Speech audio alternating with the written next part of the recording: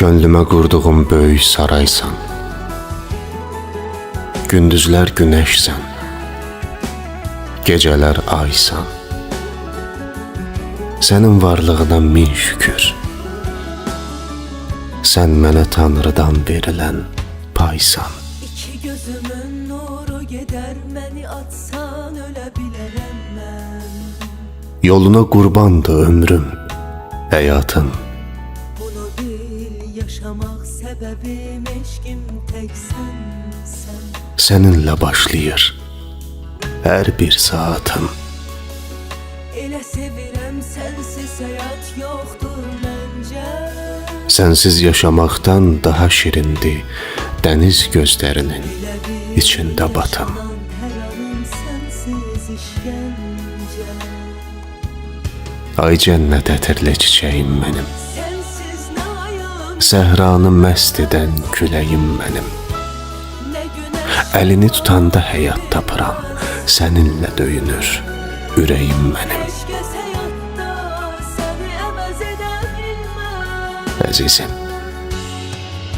nə yaxşı varsan. O qədər səni sevirəm, əgər ömrümdən getsən, o gedişdən getdim mən. Elə bil, xəyalın gecələr məni bir an tək qoysa, yaşasam da bitdim mən. Elə bil, o qədər sevirəm, məni birdən tərk etsən, suyu qalmaz dəryanın. Elə bil, o qədər səni sevirəm, məni bir an tək qoysan, işi getməz dünyanın.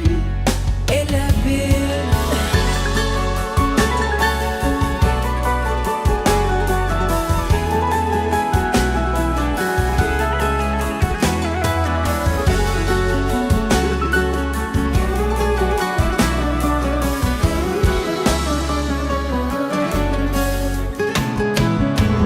Sensiz nə ayın özü gülməz, nə günəş çıxmaq bilməz. Heç kəs həyatda səni əvəz edə bilməz.